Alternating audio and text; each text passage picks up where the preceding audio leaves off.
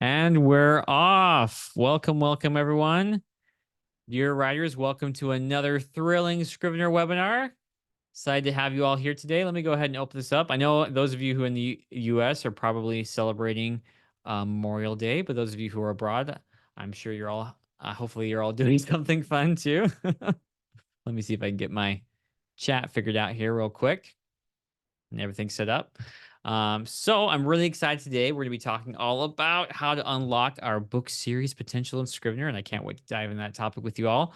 Let me go ahead and open up my. Oh, where did it go? Give me a second, guys. But feel free to drop me a line in the chat while I'm getting everything kind of set up here. Zoom has recently changed their whole interface, and it's kind of driving me nuts a little bit here as I adjust to it. It's been a while. Oh, thank you. Appreciate it. My eyes have been, I got these anti-fatigue glasses and blue light filter, which has really been helping my eyes a lot. I stare at the screen so much, although forgive the lights shining in them. Unfortunately, that's one thing I can't quite get rid of, but I appreciate that. Yeah. They look, I, I, they do look good. I really like it. My wife thinks they look really, really funny on me, but I'm glad. I'm glad you guys like it. Thanks, Kitty. Appreciate that.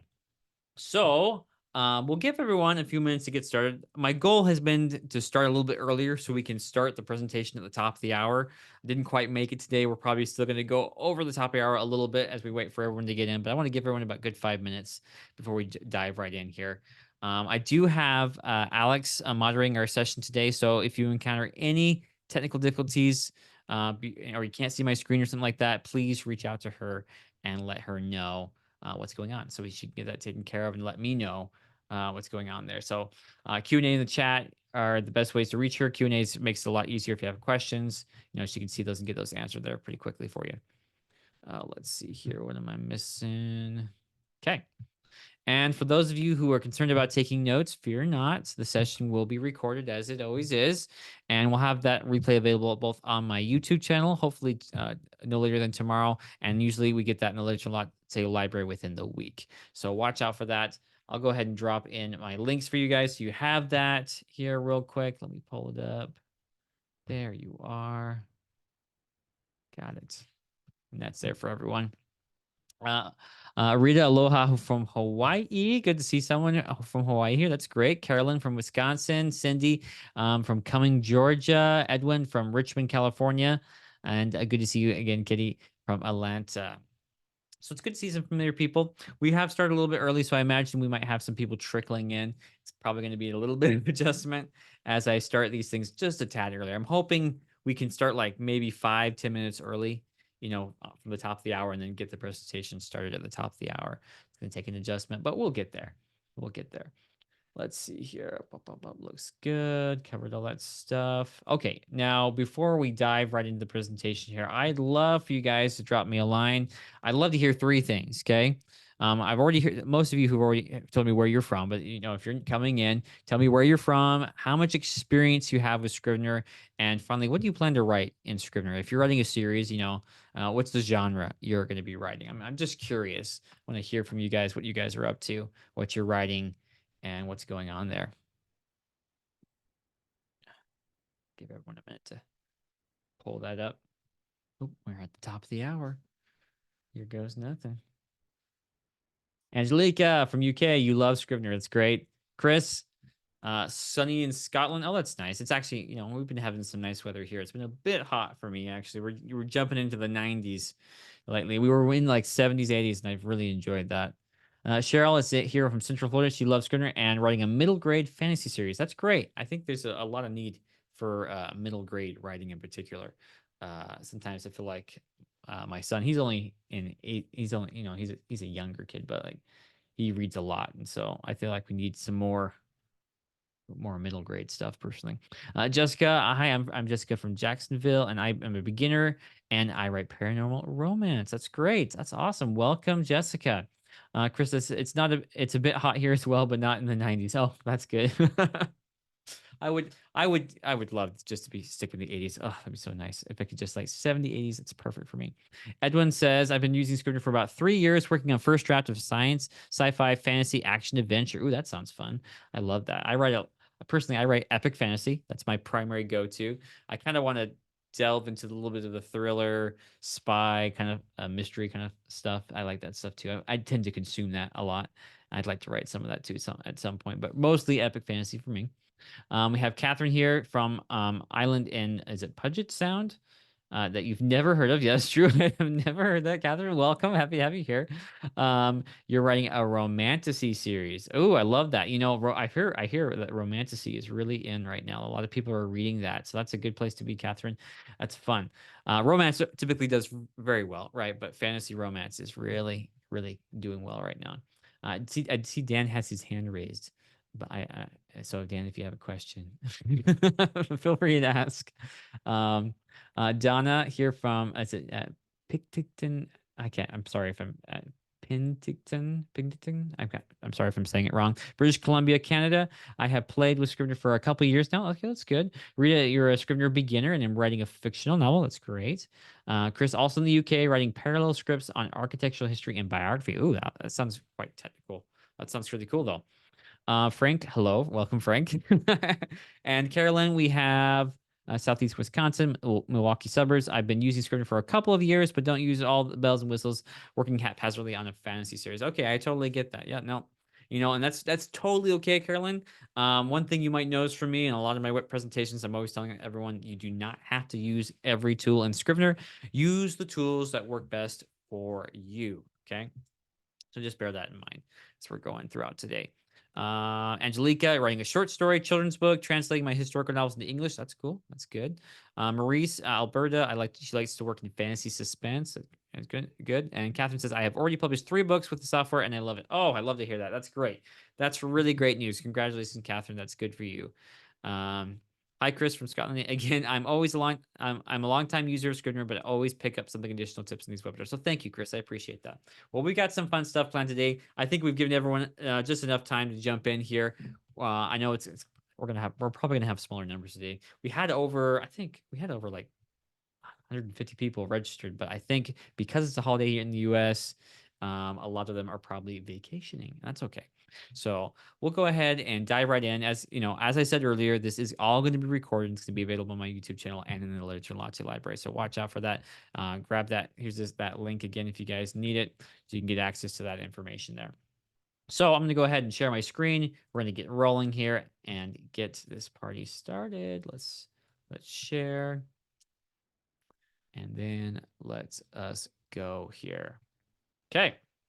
So, you know what? My notes are in the wrong place. Give me a second, guys. I hate it when it does this. I have to move things around. There we go. Okay, got it fixed. Sometimes it just changes on me. Okay. So, let's go back. Come on, presentation. Today is a day where I'm struggling a bit, apparently. Okay, unlock series potential, authoring multiple books in Scrivener. And this is something that, I get this question a lot, actually. People ask me, how do I set this up? And should I do one project? Should I do multiple projects? What's the best way to do this? And the truth is, it really depends on you. But we're going to go through it together and figure it out together. Now, it looks like we had some new people. I saw some names I didn't recognize. So those of you who don't know who I am Oliver Evanson. I'm a writer, editor, and Scrivener mentor, largely thanks to this amazing software. And for the better part of 15 years, I have used Scrivener to improve my writing and editing skills. And I'm eager to teach you these skills and my position as the outreach specialist for Literature Latte, the creators of Scrivener and Scapple.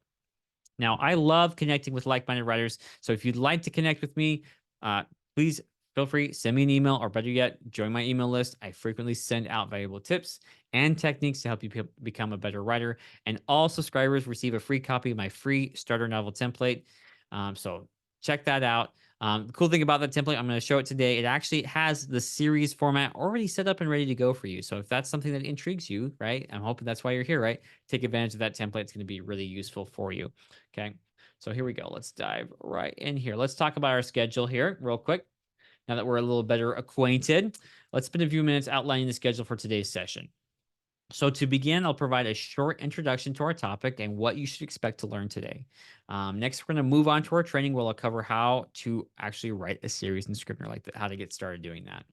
And finally, we're going to wrap it up And I'll give you all a wealth of free resources you can utilize to deepen your understanding of Scrivener and help you improve your writing skills. And I'll also leave some ample time at the end for a Q&A where I'll do my best to answer as many of your questions as possible. Okay. So let's dive right in here. I saw something in the chat, but I'll check that out after this. So there's nothing I despise more than attending a live event and the presenter that takes like 45 minutes to get to his training. That drives me nuts. Can't stand it. Oops, sorry guys. There we go. My camera has been bugging me. Okay. Yeah.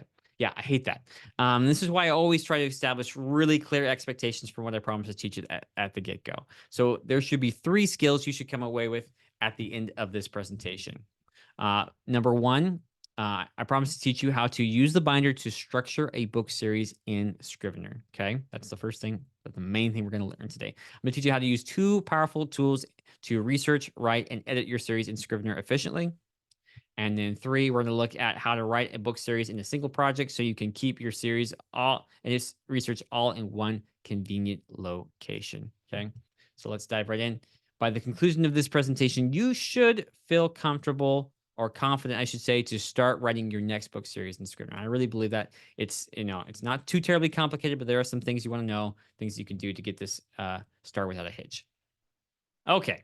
So let us dive right in. Let's talk about structuring your series. Okay. So, how do you go about structuring your series in Scrivener? That is a great question. Um, let's see here. Should you use one project or more? What happens if I'm writing a trilogy or a series with 5, 10, or even 15 books? What do you do? Well, let's find out. In a typical project, the manuscript folder contains the entire text of the book. Now, we'll be using that a little bit differently today. We'll use the manuscript folder as the title of our series, and with each folder within it representing a single book in the series. So the remaining question is, how many books will my project include? And the answer is, honestly, as many as you please. So if you're starting with one book and you aren't sure how many books will be in your series, you can stay flexible here. You can easily add or remove book folders as needed, allowing you to adjust your structure seamlessly through your writing process. Now, on the other hand, it's perfectly reasonable to have one book per project when writing a series in Scrivener. That's totally okay. Some projects can get so massive that they can be overwhelming, and having a separate project document for each book in the series may be more convenient and less distracting. However, I personally keep all my books in a series in a single project, as it allows me to easily reference and cross-reference between books. I just find that much more preferable. And with that in mind, I try to pare things down, right? I only keep the absolute essentials and try to get rid of everything that I don't need, right? I'm not just throwing everything in there willy-nilly. So I keep things as organized as possible. Okay, so are you ready? Let's go ahead and see this in action. Let's go ahead and get started here. So I'm going to go ahead and stop sharing for just a second. We're going to switch screens here. Let's share our main desktop. There we go. Come on. Share. Okay. Hopefully you guys can see that. Let me know if you can't. I'm going to pull up my chat so I can see what's going on here too. Okay. Okay. Looking good. Okay. You can see it? Okay. Thank you, Angelique. I appreciate that. Okay. So first off, we're going to go ahead and create our project. We're ready to go. Now, assuming you didn't have my start novel template, where would you go, right? You just come to our new project window here. Let's say we just opened up Scrivener, right? It's going to pop up this new project window here, and it'll probably navigate to my fiction section. Now, if I'm nonfiction, I could definitely go to the nonfiction folder as well, but we're going to go to our fiction section. This is where we would get started, right? Probably with a novel or a novel with parts. Now, if you want to save yourself a little time, I highly recommend my starter novel template, which already has this kind of already set up. So let's take a peek at it. I'm going to go ahead and create this one. We'll probably do both so you can see how I would go about creating it from scratch in case that's what you want to do. But let's go ahead and create this. I'm going to do this my series template. That's what we're going to call this. Ideally, you should give it a good name. You can call it a series name. You can give it a book name. One thing to remember about these project titles is just something you need to remember. It does not have to be the final project title, right? It can be whatever you need it to be. Go ahead and create that. Make that big so we can see it. And already you can see in the structure of our project, we have our manuscript folder here is what it's a series title. And within it, we have a book. right? And within that, we'll have acts. And within that, we'll have chapters. And within that, we'll have scenes. And if you wanted, that hierarchy could go down even more. I've cut scenes down into smaller beats too. The structure there, up to you how you want to break that up. And oftentimes, even the parts, the act 1 2 3, I don't usually do act 1, act 2, act 3 like that. I usually even break that up into smaller chunks as well, even if I am keeping track of a 3 act structure while I'm working on that. Okay. So that's kind of how you would break that up. And that's the simplest way to do it, right? Have a book here and this manuscript folder actually be the series title. So in this case, if I had a series name here, maybe we'll call it, I don't know, does anyone have an idea? Throw me an idea for a series name here. It could be an existing series or something totally made up. We'll drop those in there. Because ideally we want to keep our names very specific. And that's a big thing I make a big deal about because it's important. You know, the more specific the name, the easier it is going to be look at your binder and know what is going on here. So if anyone has any ideas, the star's death. Thank you, Lee. Appreciate it. I am Merlin. Got it. Okay. The Star's Death series. Okay, we'll do that. Perfect. And maybe I'll take some of these other names and we'll just throw them in as book titles, right? Like this. Oops, I didn't grab it. I am Merlin. Let's copy that. Paste. I am Merlin. Now, what if I wanted to create more, right? So I could either come here and just make a folder and call it book 2, right? But you know me, I don't like recreating the same things over and over and over again. I have a template for that. So I'm going to come over here. You can see right here is my book template in my template folder, right? And once again, this is all included for free in this template. So if you want to snag this, please do. And we can come over here. We can quickly right click here and we can go to add new from template, book template like so, right? And I could give this book 2, but in this case, we have a bunch of names here. So I'm going to steal some names. We got that one, Heat in the USA. Why not? Boom. Got it. And we could go down again and again and again, all the way down here. Add new from template, book template, right? Bridge across tomorrow. Let's see if I can get these. Zoom makes it really tricky to copy sometimes. Sometimes it copies just fine. Sometimes it doesn't. Just depends on the day, what it wants to do. Oops, made a new folder. Didn't want to do that. But you can see we could go on and on with this, creating our book templates and have as many books in here as we want. Come on. There we go. In fact, I'm going to try to get as many of these as we can because we want to look at how this might look with a bunch of books inside here, right? Right click, add, new from template, book template, and copy, paste. Okay, I think we're good. The downfall of Ur. Okay, there's one more. I'll grab one more. Thank you, Justin. Thank you, Catherine, Nick, Cheryl, Dan, Angelica, Lee, everyone for all your contributions. This is great.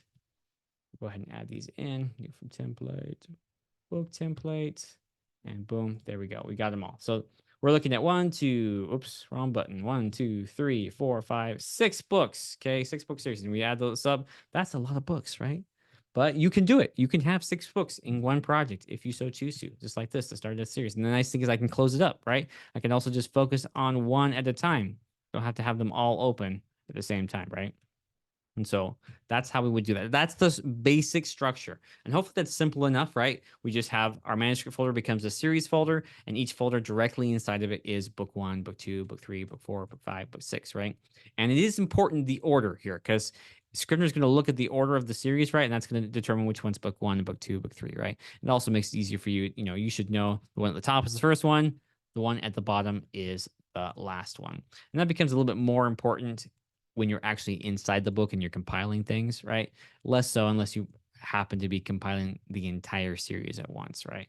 Not a very common use case, but you could do it if you wanted to. There we go. Okay, looking good. So that's how we would do that. Now, of course, if we wanted to set up in a single project, what would we do? We would create a project for each of these books. Now, you could do that, but then suddenly you have 6 projects to deal with instead of 1. And you can see why I would find this advantageous to just have it in one single project like this. But like I said, there is a concern there that maybe as you're adding research and you're building this thing, this could get to be quite a massive project because you've got 6 books in here. I'm not so much concerned about the text. It's usually the research that kind of bogs us down. And so when I'm doing research and things for a serious project, I'm a little bit more aware of what I'm bringing in. I'm more mindful, and I keep my trash organized, obviously, and I delete anything I don't really need. I don't want to be just like backing up or maintaining a very large project if I can help it. I want to keep it as small as possible. Okay. So that's one thing just to keep in mind, okay, when working with a series in Scrivener. Okay, let's dive right in here. Let's share my other screen again. And let's talk about, you know what? Yeah, let's talk about our two tools. So that's structuring, okay? Pretty simple, pretty straightforward. Hopefully that makes sense to everyone, but we'll cover it again in a recap at the end if we need to. Okay, let's talk about, why do you do that? Keynote, come on. Okay, let's talk about researching, writing, and editing your series in Scrivener. So there are numerous tools, as we know. A lot of you said, I don't use all the tools. I just use a fraction of the tools, and that's okay. Okay. The goal here is just to identify tools that are available and see if that's a good fit for you. Now, I have two tools here today that I want to highlight that I feel are a little underrated. They're not really used that much, but they are really, really powerful when you're working with large projects, especially if you have multi monitors. And for at least one of them works really well with a couple monitors. But let's look at that. First off, we have our quick reference windows, okay, and our scrivenings view, okay. I love those views. I love the ability to pop out a quick reference window and have that right available to me. You know, it's really handy. But quick reference windows allow you to keep important research or reference documents accessible while writing without having to switch back and forth between different windows. And it's true, you can have two editors, right, and maybe even a copy holder there two copy holders on one screen, but sometimes I find it a bit distracting. I just want a quick reference window popped up, maybe on a second monitor or maybe on another space on my computer where it can just be there until I need it, right? Sometimes I'll even actually do some writing and working directly in the quick reference window. It just depends because it does function as a fully operational editor with a little mini inspector attached to it. I love it. It's pretty cool. We'll take a look at that in just a second. And of course, we have Scrivenings view. I don't know how many of you are actually really familiar with the Scrivenings view. It's kind of like it's similar to the kind of that linear view we're familiar with in Microsoft Word, but it's different in that we can actually select which documents we want to view. So this, what it allows you to do is it allows you to edit multiple text documents as though they were one long document, right? Kind of familiar to Word, right? But we get to choose which ones we want. So in this way, you can write in small chunks and then combine them any way you'd like to see how they work together. A common usage is is to write lots of small subsections within the folder, collectively representing a chapter. And then by clicking on the folder, they can all be edited together in a scrivening session to see how that chapter fits together as a whole. Okay, so let's take a peek at how that would work in practice today. Okay, I'm gonna switch over here. Stop one. Share. There we go. Oops. Come on. There we go. Sometimes this computer doesn't want to cooperate with me. Okay. Let's open up Scrivener here. We're back in our project here. Let's look at quick reference windows. So there's a couple different ways we can pop those out, but my favorite way is just the space bar, right? So we come over here, we find a section we want to work on. Maybe it's this chapter template here. Okay. I can actually just push a space bar on any document I want, okay, or even a folder, and it'll pop this up for me. Okay. Just push space bar, just like that. And there we go. And you can see we get this nice little quick reference window. It does, like I said, it has a little mini inspector attached to it. We have the editor only. We have a synopsis. We can drop it in there. A picture. That's part of the synopsis, by the way. Notes, our document notes, our keywords are available here. Bookmarks, custom metadata, comments and footnotes. Everything is available that would be available right here in our inspector here. It's almost like a little mini version of Scrivener. I love it. And so we can actually kind of minimize that down a little bit, and we could literally just work from this if we wanted to. And we can make this bigger or smaller, right? Let's say I had my synopsis here, right? I had a short synopsis and I had my summary here, right? Chapter summary here. I could literally work from this window, right? And it would be just fine. It'd be great. Or I can use it, like it says, as a reference, right? I can actually come over here. Let's go back to Scrivener. If I have some research, I could actually reference that research here. So here's a document, notes, right? my notes. Boom. And once again, I can select that there and have that opened up in there in my notes, just like that, spacebar. Now, there is another way you can go about doing this. You can also right click, and I believe it is, where is it? Should be here. Yeah, open. There it is. Open in quick reference, as a quick reference window like that. And that's another way you can get to it. But I find the space bar so convenient. You just learn that little keyboard shortcut and you're using these things all the time. Super handy, super useful. Let's take a look maybe in a project where I actually have some stuff in it, right? So here we are in the Aldrin the Amulet, this book I've been working on for a while now, right? So I could come here. I could actually have my work, my what do you call it? This is the prologue here, right, available to look at and read through, and I'm working on that. Let's say I wanted to have access to something else that was down here. I could actually lock this guy in place. I'm gonna do that real quick. That way, when I click in my binder, it doesn't change anything. I could come down to my research and say, okay, I got some notes here. I want this guy right here, and just open it up with a space bar, right? Make it smaller. And then I could either put this on a different window, right? Or I could put it behind Scrivener. In this case, I have it, I think, in full screen. I have to be out of full screen mode, so I could switch back and forth. And if you see, if you have multiple spaces, either on your PC or your Mac, you could actually drag this and drop this into a different space and have it available here and kind of switch back and forth between the two and have that handy for you. Yeah, I really like this tool. It's super, super nice. But you could do something similar, right? By splitting the window here, right? And selecting the same thing. The only downside to splitting it like this, right, is it kind of, if we have a smaller screens particularly, that takes up a little bit more workspace. If you want to kind of pop that out, you can just have it over here, like that. Let's see. I wonder if we can even right click. Nope, nope. Yeah, it doesn't, not what I thought. Okay. Yeah. So we can literally just come over here, pop that out, and then move it to a different window if we wanted to, like this. Okay. Quick reference windows. So they're super handy, super powerful. Like I said, you can see we can adjust our label down here. We can adjust our status. We can even see our selection, how many words we got, how many words are total in here, our targets, everything. It's just really nice to be able to do this all from this kind of tight, nice little window here. Okay, there we go. So that's the quick reference window. Let's talk scrivenings now, okay? Now, scrivenings is a lot of fun because you can literally just go to the top of your book here and go to the scrivenings view or document view here, right? Let's go. Let's turn that off for a second. Oh, I'm locked. Let's unlock first. Then let's click this guy. Okay, now we're already in. You can see view scrivenings. If we're only viewing one document, let's look at that. It's going to say view document. Okay, but if we have multiple documents selected, such as a folder that has multiple documents in it, it's going to change that to scrivenings view. Okay, where we're viewing multiple documents as a single fluid document. So let's go ahead and click our draft folder here for Mark of the Shadow. And we're going to go view scrivenings. Okay. Let's say if you were on corkboard mode, right, it might look like that, or outliner might look like that. This is our scrivenings view right here. Okay. And you'll notice if I do click it twice, it kind of goes to this blank view. If you see that, just make sure you click it again or go to view scrivenings again. It'll pop that up like it should. Okay. So you can see right now we're looking at all 136,000 words in order. Now that's nice because I can go in scrivenings view and I can actually click this guy right here, top right corner, and I can navigate through my project like so.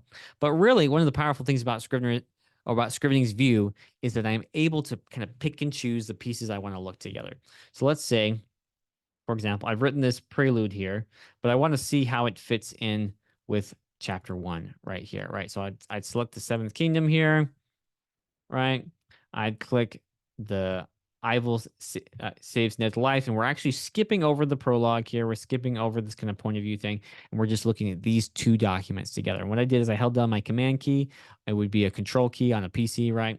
And I can then come down and kind of view these two documents together. In fact, let's make it a bit smaller so we can kind of see this. 110, a little bit better. We scroll down. There is the dots. Okay, that might look a little bit different, but this is the break between the two scenes. Okay, so this was the scene that was the prelude, and this is the scene or the chapter that comes, after the prologue. Okay, and I could actually look at how these two work together. Do they work together at all?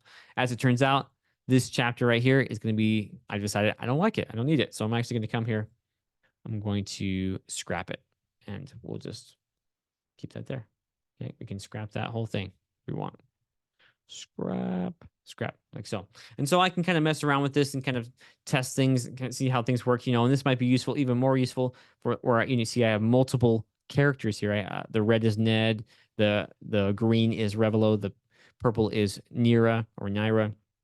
And so I could say, okay, I want to see how Ivel the Ripper and these all these sections work together, right? Am I missing something here as we move across chapters, right?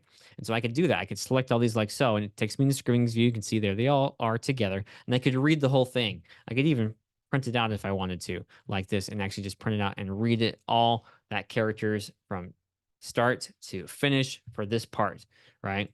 Everything he's mentioned. Now, move that out of the way. Now it's not just that. If we come here, I think I have a couple. Yeah, I have a couple more down here, so I could actually grab these ones too. Yep.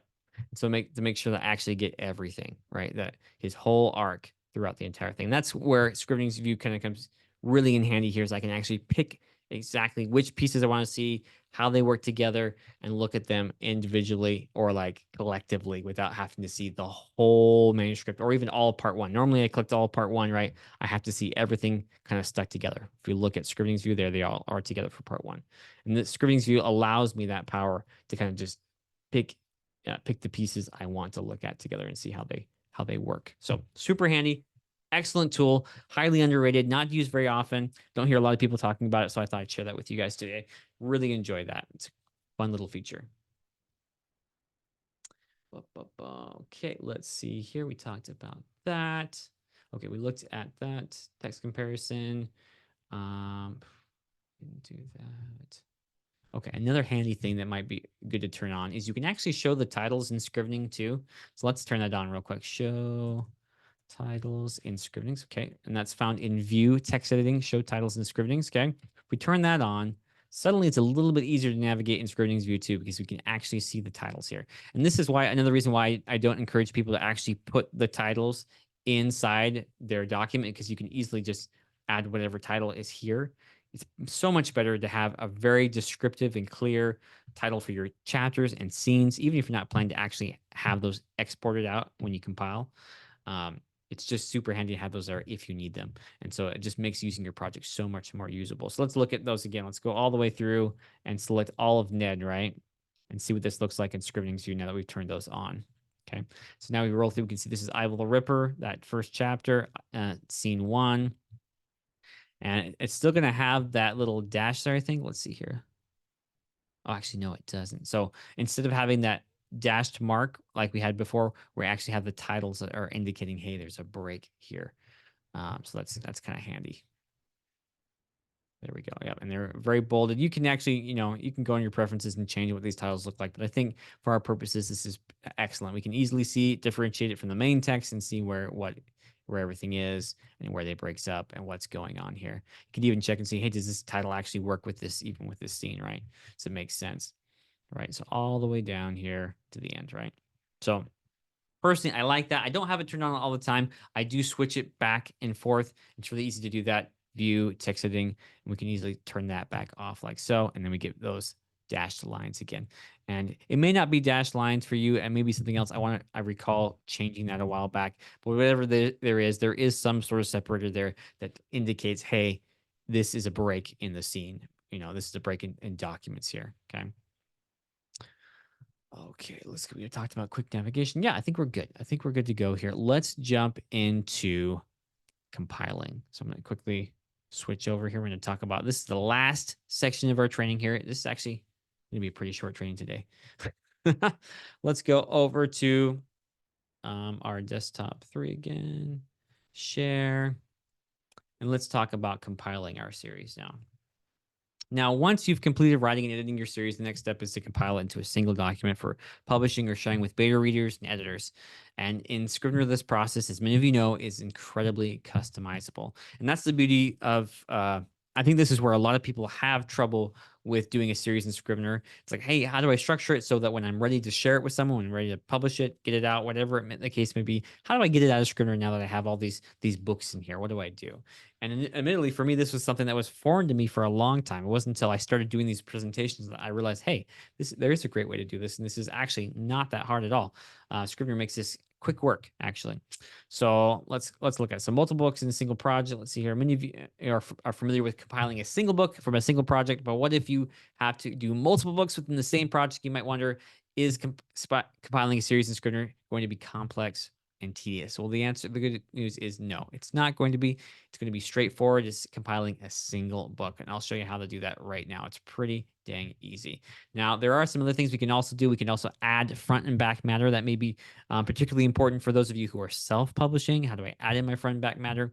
The good news is there's two different ways you can do that. You could do it in the draft folder itself, right? Where you actually physically add in those files, the front matter and the back matter, the title pages and the dedications and all that stuff directly into your manuscript folder. Or if you have kind of like a standardized process where you're kind of using basically the same information for each book or pretty close, right? You can actually put that out of the draft folder into a special folder and have that included when you compile it out. So let's take a look at how we're going to go ahead and do this. Okay. Share, boom. There we go. Okay, let's take a peek here. Let's go and compile here. Now I'm going to start. Let's switch back to our starter knowledge template just so we can kind of see this a little different, how it's going to look like in there, because that's what you guys will likely be using, but not necessarily. Okay. Let's go ahead and go. Where did it go? Open recent. Actually, you know what? Let's merge all these windows together. Maybe that'll help. There we go. Series template right there. Okay. So we've got that right there. We've got our books here. How do we go ahead and compile just a single book? Because as you know, the default is going to be like, okay, we're just going to compile the entire series, right? That's what the default usually is. And it's going to treat each book in here actually as a chapter. Now we don't want that. Okay. We want to compile it at a single book at a time. And it actually turns out really simple. We come here, we select I Am Merlin, for example, and we say treat compile group as a complete manuscript. That's it. You click that button. Suddenly I Am Merlin is a manuscript. It's a single book. And all we have to do is select our format, select what we're compiling for, and we click that compile button. You can see our structure is looking good. Well, almost good. Looks like we need to change this to a part. These need to be parts here. So we'll right click those. If you know, sometimes that does happen. And the chapter got the chapters right, get our front matter right. Okay. We'll look at front matter in just a second. But we could go ahead and click compile and it would come out just fine. And we might want to actually give it the name I Am Merlin, right? And we'd save that to our desktop. Now, I don't think there's nothing in this project, right? So then we're not going to get much of anything when we compile it out. We'll get a title page here, it looks like. Yep. There we go. And all that fun stuff there. But essentially, that's how we would go about doing that. And we can do that with any of the books, right? We come back here, compile again. We could select the Heat in the USA. We could select the Bridge Across Tomorrow, right? Lord of the Necklaces, Aardvark Rhapsody, the Downfall of right? Any of these, we could easily toggle between those, no problem, and compile it one book at a time, just like that. Really simple. Honestly, I love. It's almost it almost seems too easy, right? Really, really easy to do. All right. So there we go. We close that out. Let's take a look at the Otter and the Amulet, and let's look how this might look here. So I'm going to go ahead because this is the live project that actually, it's been set up, it's been working, got things ready to go here, and we're going to come here. You can see here when it gets to be quite big, it can be quite massive here. Some of these other books we haven't added anything yet, we haven't written them yet, right? So this is going to get pretty long. So whereas before we just saw a couple folders there, but when we add those in, this is going to get kind of long. But we can still easily come down, locate the book folder, and select that folder and compile it. In this case, I don't want the Phantom Lord of Shadow series. I want Draft 5, Mark of the Shadow. It's going to come out as one thing. Want to make sure to treat the compile group as a complete manuscript. And this is where we talk about our front matter and back matter, right? So we look here. I don't include front matter and back matter directly into my project, right? I could, but I have this option right here to add front matter here and add back matter here. Now I don't have any back matter set up, but I could set up. I think I have a back matter folder. Let's look in research and see if we can find it. Where do we stick that? Carrots, more building, editing. Nope. Miscellaneous. Ah, there it is. And they're miscellaneous. Okay, front matter, back matter. And the advantage to this is I can have a different format for each time. This is a manuscript folder. This is a paperback format. This is an ebook format. And I might add here that I have not changed anything about any of these. These are the defaults that come with Scrivener. But you could create your own, add in your own things. You can see that we have a title page we can adjust. The paperback has a title page, copyright, dedication, a blank page. It depends on which one you use will largely depend on what medium you're publishing to, you're exporting out. Are you doing exporting out a paperback novel? Are you exporting out an ebook, manuscript format? What are we doing here? That's going to largely determine what you do. And the same is true for back matter. Like I know a lot of self-published authors. They add a lot of back matter, a lot of marketing stuff that they want the readers to have access to quickly access some of their other works and things like that. I don't have that set up. This is literally a copy and paste, but just to show that you can have a back matter folder. You just have to get a folder. You could even just duplicate this guy like this and just call it back matter, and then Scrivener will recognize that. And when you go to the compile option here, it'll give you that option. We go here. We have to make sure this is select, add front matter. There we go. Do a title page, add back matter. You can see it added that in there for me. Add back matter. We could do that as, let's see, let's just do a, let's do a copyright. Why not? Like that. And we'll see what this looks like. We'll do, instead of doing a Microsoft Word document, we're going to do a PDF. It's a little bit faster. Our format, we're going to do Microsoft Manuscript Times. Okay, that's going to change everything out to Times New Roman. And it should look something like this. This is what our format looks like. Front matter is going to have the main text formatting will be based on how it appears in the editor. So nothing is changing there. Let's see here. Yeah. Our sections are going to have this section title, right? All of our section titles are going to look like that. So anytime there's a section it's going to have the title of the document and the text below it, right? So that includes our prelude or prologue. Now we scrapped, right? We scrapped the prelude, so we're going to uncheck that there like so.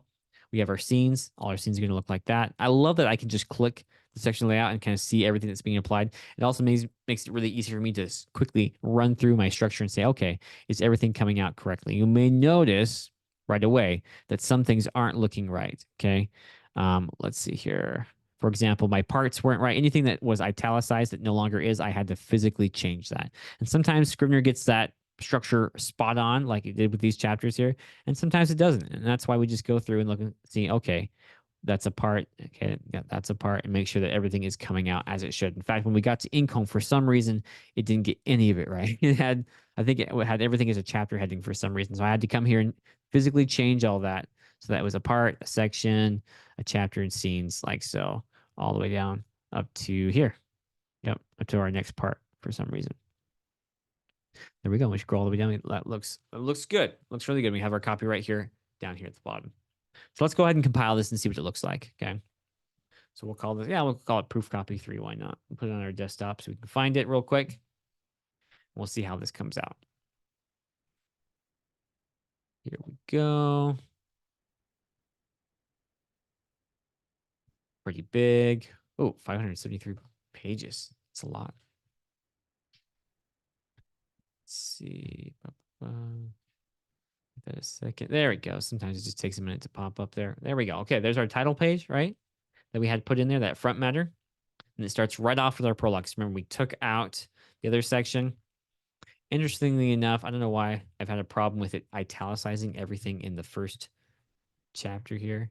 But after that, it goes fine. That's a weird fluke. I have to figure out what's going on there. But you can see it's looking pretty good. We have chapter 1, part 1, chapter 1. We scroll down here. I can use this little thing to go a little bit quicker. But it's looking pretty dang good. Chapter 2, all the way on. Let's scroll all the way down to the bottom here. Let's see if we can find that copyright, that back matter. Oops, sorry about that. Come on. There it is.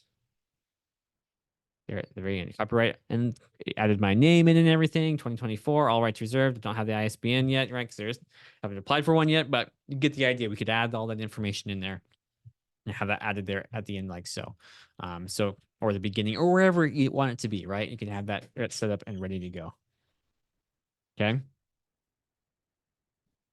Okay, looking good here. So let's close that out. Let's see if there's anything I missed I wanted to talk about. Talked about front and back matter. Of course, if we wanted to, okay, now just let me show you this real quick. This has to do with front matter. I could literally take this title page and stick it at the beginning of this manuscript like so, okay? And then it would always show up there, okay? In fact, if I take that out, you'd see there it is, title page right there. It's always going to be there, right? But the disadvantage of that is that I would actually have to duplicate this for every book to do that and put it in like that. Whereas before, if I just have it in the front matter, right, I can just come here, have it right there in the manuscript format right there, and just use the same one. And you might notice already it has project title here. That's because it's pulling the project title, but we should be able to modify that in our compile settings by coming here and changing the title right there in our settings to be whatever we want it to be. So if we have multiple books, if this is a different book, right, we'll just type in our the book's the second book's title, The Warrior's Soul in this case, right? And then compile that out and that'll come out as The Warrior's Soul as that project title. Okay, let's actually check that out. Make sure, let's see if this can work. Got the title page in there. And actually, let's actually compile the Warrior's Soul. There's nothing there, but we'll just go ahead and do it and see if it works. Here's the hoping it does. And I don't like overwriting things. I always have problems when I overwrite stuff. So change the name, do something different. Do proof copy 4. This should work. Not, I'll be sad. There it is. Woohoo! It worked. Okay. There you go, the Warrior's Soul. And so just by changing that title in the compile menu, you can see I can quickly adjust my what do you call it? My front matter there. Just by changing that title right there. There you go. So super easy, super handy. Hopefully most of you came in thinking this is going to be kind of difficult. And hopefully from what I've covered today, you're like, oh, that's not so bad. It's pretty easy, actually. It should be a pretty quick start for you. And if you've already got, like I said, if you've already got my template or you plan to get my template, that should save you even more time, right? Because it's already got all that set up for you. It's got the templates ready to go, right? You can come in here. You don't have to create a new book template. You can literally just use the one that already exists right here and then just get started and get writing, get that work done. And like I said, you don't have to. Let's say you decide you don't want to have 6 books. You're going to get rid of a couple of them. Maybe we'll delete these 2 guys, right? And it's just a 4-book series now. Or maybe it's a trilogy. Maybe we're just doing a trilogy, right? You could easily get those, trash them, right? Still have them there. They're not gone forever, right? And just work from those 3. So it's really flexible, really easy to do, really easy to get that set up. Okay, looking good. Okay, I think I covered everything, but let's dive it right into our free resources, and then we will wrap it up with our Q&A here. Share my screen. Okay, let's talk free resources. Maybe. Come on, Keynote. Okay, so once again, I'd like to remind you that I love connecting with you guys. Fellow passionate writers, passionate about their craft. It really fuels my own inspiration. It helps me bring me great joy to help you guys on your author journey. So, if you're not already a part of the Turning Writing into Authors community, join me today by subscribing to my email list. All subscribers will gain that access to that, all my great Scrivener writing tools and trainings. Plus, as a token of my appreciation, you will receive that starter novel template for free. A great tool that I think it will really help you out. It's pretty simple, but it's basic. It sets you up for success. It gets you pointed in the right direction, gets you going. And if you haven't, you can check it in the link there at ogevanson.com. That's where you can get access to all my links. Check that out and use that's really handy. We also have our webinar library, our user form, our user manuals, our blog and video tutorials, and so much more. All these great tools available for free for you. So take advantage of them, use them, get familiar with Scrivener. It's something that you kind of, you don't have to worry about learning this in a day. Just take a little bit at a time, learn about the things that are most important to you, and then kind of build your skill set as you move along. Okay, so let's talk about what's next, okay? We have 2 more webinars for this month. Next one is on May 29th at 11 a.m. Central, 5 p.m. UK for my webinar, Mastering Scrivener's Inspector. I'm really excited about this. I don't get to talk about the inspector a lot, but we're going to talk about unlocking its full potential of the writing studio. I'm going to teach you how to use what the inspector is and how you can utilize its tools to unleash your writing potential. I really love the inspector. It has some of my most favorite tools in there, so I'm excited to share that with you and talk more about that on Wednesday. So if you haven't already signed up or registered for that event, please do so. I'm happy to see you there. It's going to be a lot of fun. Okay. Well, now before I conclude the webinar, I want to make sure I delivered on my promise. Do you guys feel like you understand how to structure your series better in Scrivener? And do you feel confident you can go about compiling your series? Let me look in the chat and see if anybody if anyone needs any further clarification or explanation, let me know.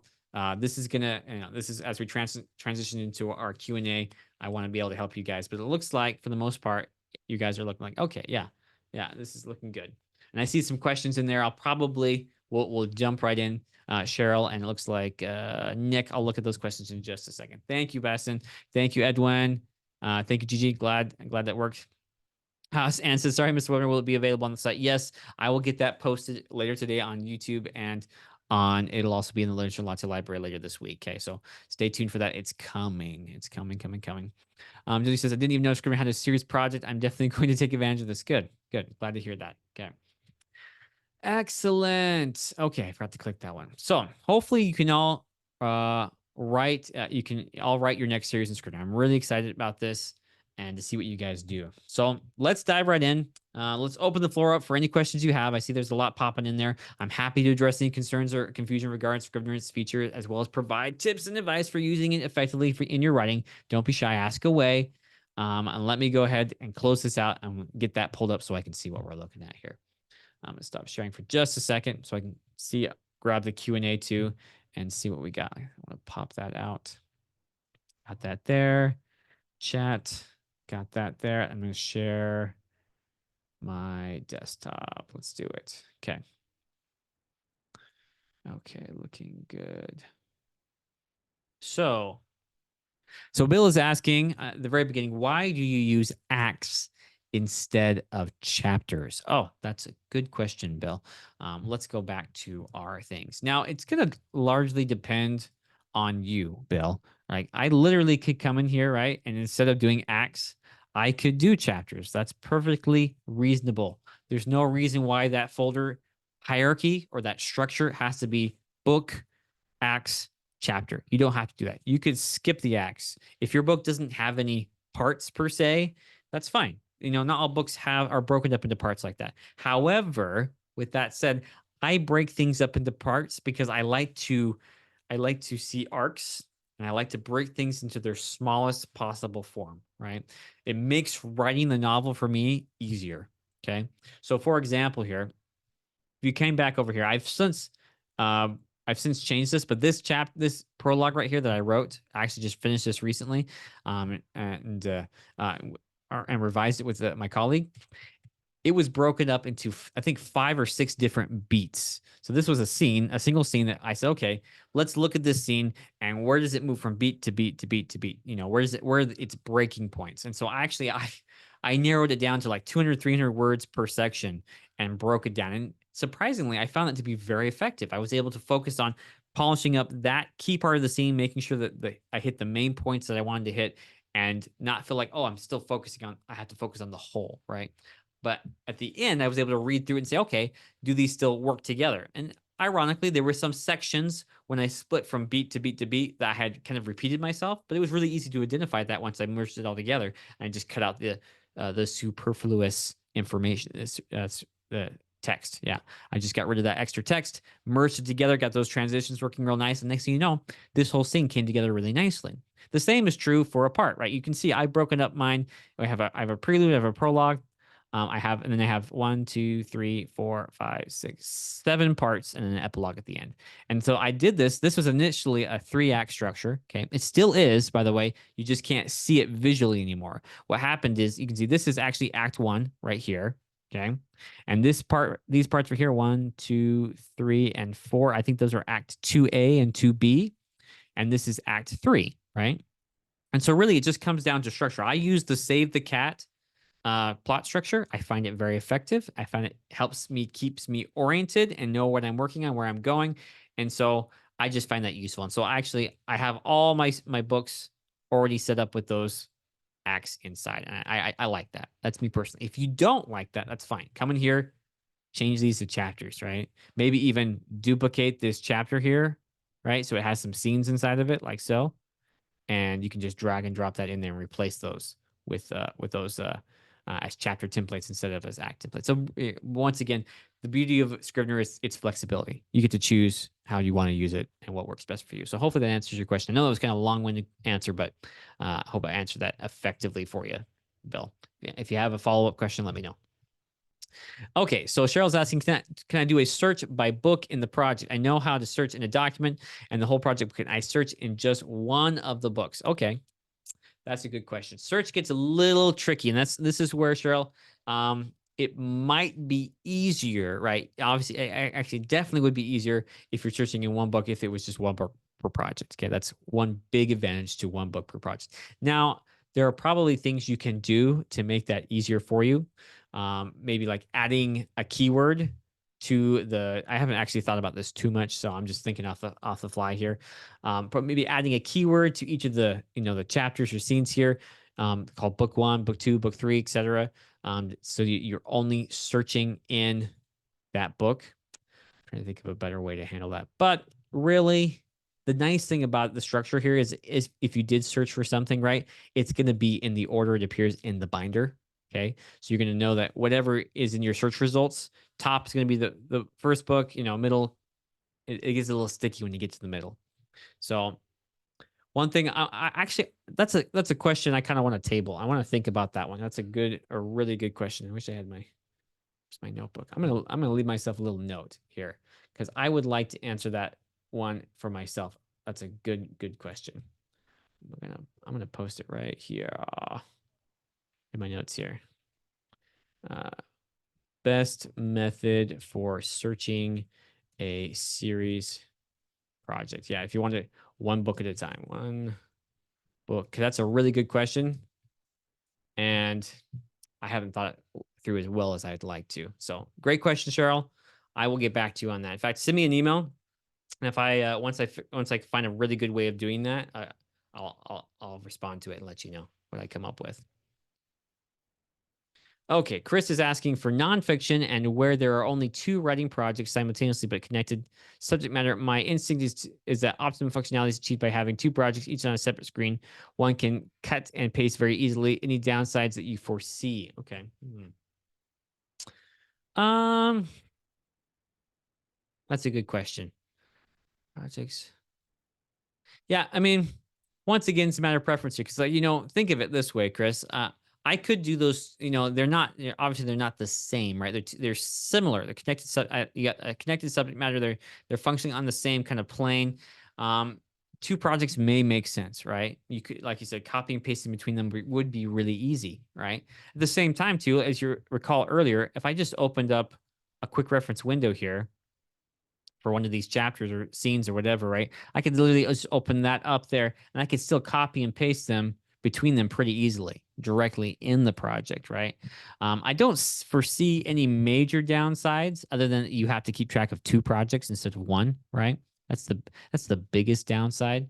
But honestly, yeah, it's really up to you. If you feel like if you feel like that's a better solution for you, go for it. Yeah. There are times where I'm like, I mean, theoretically, right, I could have all my books and all my series in one massive project, but that would be untenable to a point. So I think you kind of have to weigh like the pros and the cons a little bit. And I'm trying to think, the nice thing is you can have it all in one place. That project could be kind of bloated. There may be information that doesn't really work out with the two.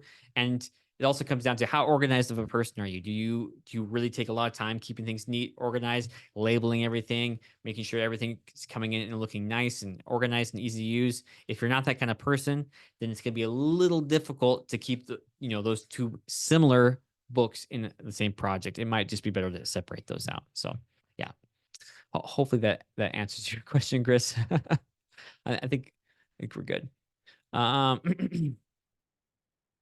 And of course, I like being able to move around in the project separately. Yeah, yeah. There are some pros to that, definitely, where you can just kind of they can kind of just be separately. And I like it too that I can actually have, at least on the Mac here, I can have these two windows opened up with two different projects and all merged together. They're they're there, easy for me to switch to, but they're not the same project, and that's particularly useful when things aren't quite the same, right?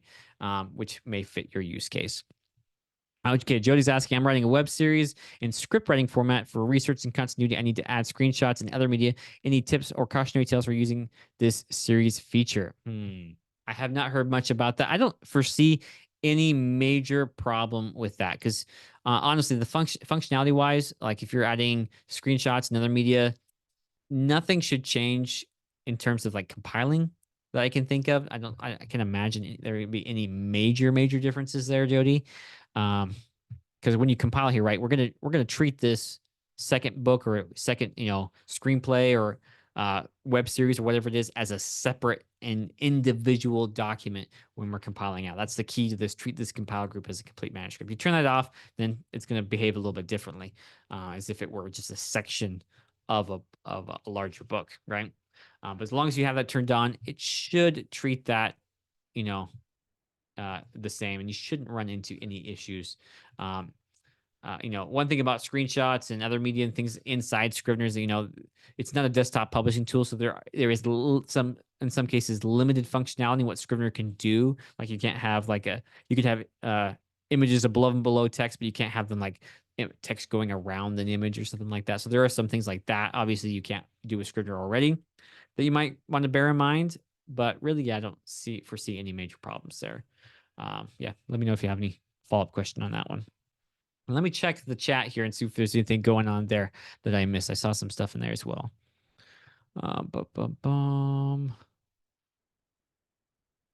Okay, so Nick's asking, what are the advantages and disadvantages of having research matters in a common folder or a book by book? It comes a matter of bloat, right? How big your project is getting.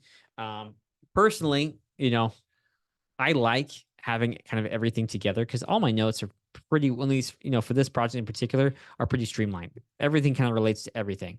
And so one thing you might consider is like this research is kind of like the project, or I should say the series research, right? It's really probably what I should call it.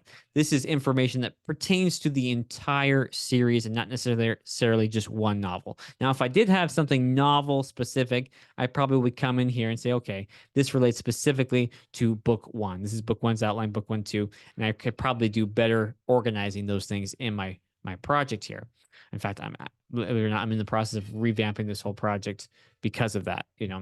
But the nice thing about Scrivener is that each document, right, has its own document notes right here, right, and that's where I keep my specific document information. Okay. You may notice if I came over here to the prologue, when I was working on this prologue, I was writing notes specifically for each beat, and when I combine this together, and I would like check mark each one. I'm like, okay, I did that. I added that in. I got that figured out. Looks like I forgot this one, but these notes don't relate to anything else in the series. They only relate specifically to this scene or this prologue here as it's happening, right? And so that's kind of how I keep things organized. I don't typically put regular notes about a chapter or scene down here. I stick it where it belongs, where if I'm working on this chapter, I don't have to be running around down in my series research unless it's something that pertains to the entire series. And maybe I wasn't thinking specifically for this chapter. For example, let's take the scabs here. Like this is a group of basically goblin-like creatures, right? And so if I had I wouldn't want to have an entire description of scabs inside my document notes here. That's something that's best pertained to the entire novel, right? So if I want to find something about scabs, I'm probably going to come down here, search my notes, search my characters, world building, etc., and find my notes on scabs.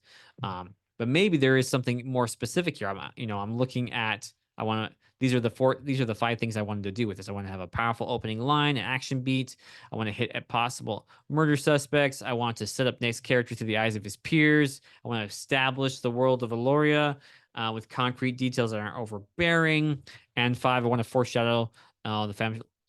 farmers control over scabs with their purple eyes, yada yada yada. So these were all things that were critical for this scene, right? That I wanted to hit, and I actually organized them by most important to least important here as well. I wrote these all down, and I reorganized them into the order that I wanted them to be. And so whether I hit all of them, it's most important I hit this. Hopefully I hit everything, but if I don't, it's not a big deal. I like that I can just have that right there in the scene, ready to go, ready to work with. Okay, let's see here.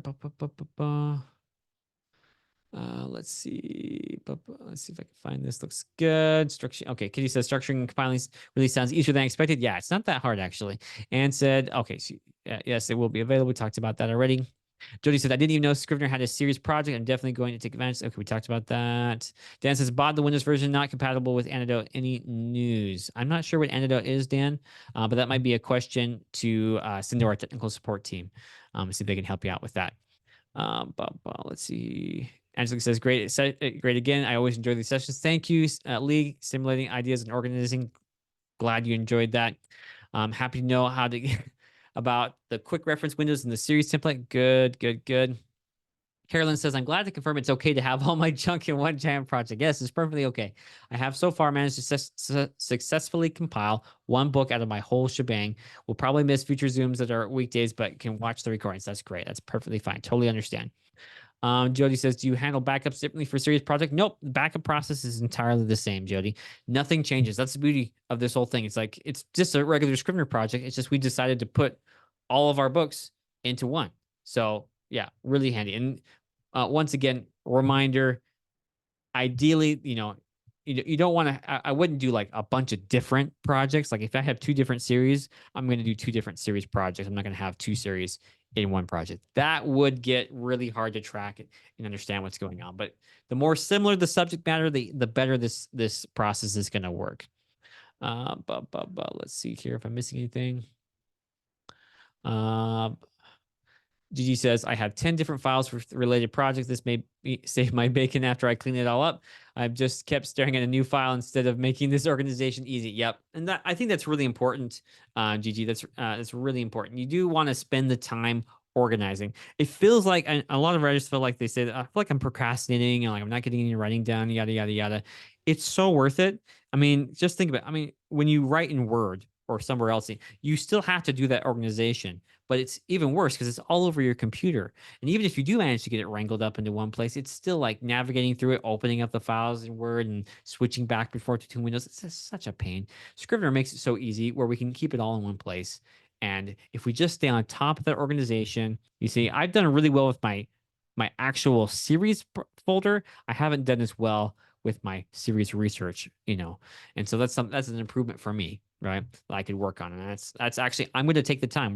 We're finishing up. We just finished up our outlines for these books now, and so now that I've got those outlines done, I'm actually going to go through them and add them all in. I'm going to get all my notes up to date, make sure everything is in sync and where it should be.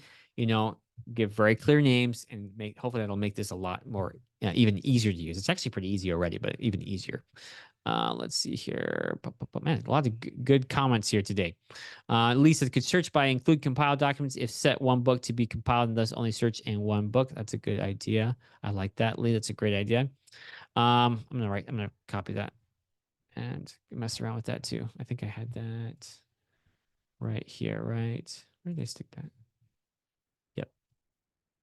That right there with that guy there. And in fact, I think what I'll do. Let's open our Scratchpad. Scratchpad. I don't talk about this guy too much. Scratchpad is a note that you can use across all of your projects. Okay, so we're just gonna throw that in there real quick, and we'll call this our searching in a series project book by book. And you obviously, I tend to write a little bit long form first, and then I try to pare it down to the core idea. But for now, that'll work. Okay, we got that there, and I can open up that and grab that anytime, any project. Looking good. Jody says, thanks. I'm new to Scrivener and webinars such as this are very helpful. Glad I could help. Justin says, love the tips for organizing, writing, and goals and in the document notes. Yes, I love that. It's a super handy thing to do. And it allows you to really focus in on the document you're working on. Make sure, yeah, when you have these document notes, make sure they really are relevant to the scene or chapter or that you're working on. That it really helps out a lot. So when you come in here, usually that's what I'll do when I'm working on something. I have to, kids come and interrupt me, or work is over and I have to go. I have to go deal with other things. Whatever interruptions happen, right? I quickly come over to my notes. I write something down, and then that way when I come back, I'm not like totally lost as to what I was doing.